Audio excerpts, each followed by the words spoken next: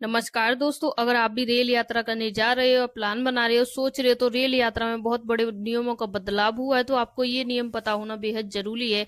आप टिकट पहले कैसे बुकिंग कराते थे मुझे नहीं पता, लेकिन अभी टिकट को लेके बहुत बड़ा इशू चल रहा है। टिकट को लेके नए नियम आ गए हैं। अब आपको टिकट कैसे कैसे मिलेगी, कैसे कैसे न मिलेगी, सब कुछ जानने वाले हैं आज की वीडियो में।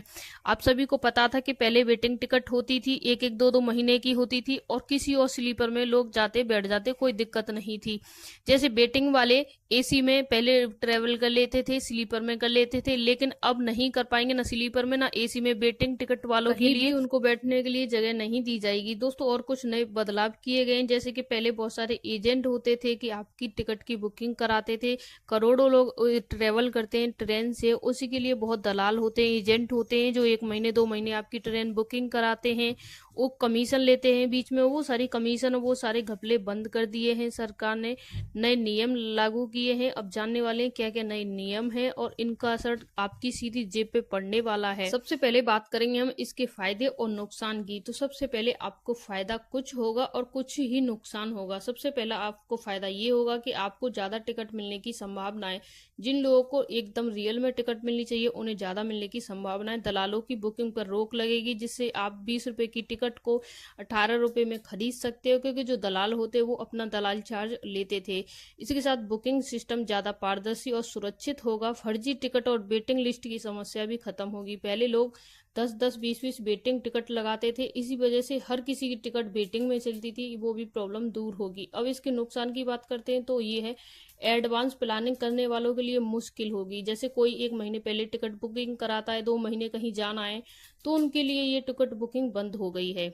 वेटिंग टिकट वालों के लिए स्लीप एसी में यात्रा नहीं मिलेगी, सफर महंगा हो सकता है। जो पहले वेटिंग में चलते थे वो स्लीपर में एसी में यात्रा करते थे, उन्हें ये यात्रा की सुविधा भी नहीं मिलेगी, और मिल भी सकती है तो बहुत महंगी मिलेगी।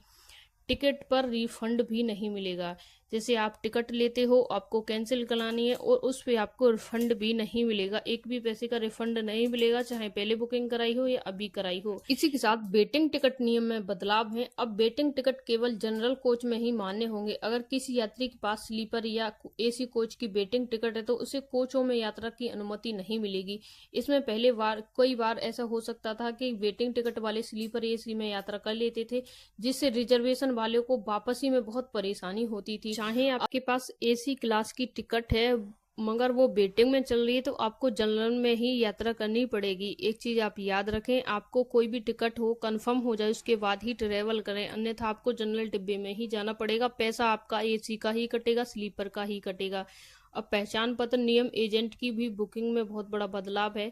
जैसे आप पहले कहीं जाते थे तो पहले आपने एजेंट के द्वारा आधार कार्ड दे दिया, और कहीं और जा रहे हो ट्रेवल में तो वहां पे आपने पैन कार्ड दिखा दिया, तो आपको एक ही डॉक्यूमेंट दिखाना है, दूसरा कोई डॉक्यूमेंट नहीं दिखाना। एक ही डॉक्यूमेंट मान्य होगा, अन्यथा दो दो डॉक्यूमेंट मान्य नहीं होंगे। इससे आपकी यात्रा में कोई भी परेशानी ना हो, इसलिए आपको वही डॉक्यूमेंट दोनों जगह लगाना है, चाहे आप किसी दलाल से करा रहे हो या अपने आप कहीं से करा रहे हो। दोस्तों, खान पान सेवा और लगेज के नियम भी लागू हुए हैं। इसमें अब यात्री बिना मील बुकिंग के भी ट्रेन में खरीद सकते हैं खाना। पहले कई बार यात्री को मील बुकिंग के साथ खाना नहीं मिलता था, लेकिन अब ऐसा नहीं होगा। इसके अलावा लगेज लिमिट से ज्यादा आपको कुछ भी लगेज ले जाओगे तो 6 गुना जुर्माना लगेगा। इसलिए आप कहीं भी ट्रेवल करने जाओ तो आपको लगेज में लिमिट ले जाना है, क्योंकि वहां पे पता होता है कि इतनी लिमिट तक आप ले जा सकते हैं, उसी हिसाब से लेके जाएं।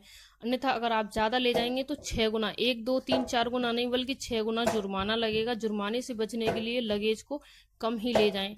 और आप बताएं, इसका असर आम आदमी पे पड़ेगा कि पूरी जनता पे पड़ेगा? सरकार का नियम कैसा था, कमेंट करके जरूर बताएं।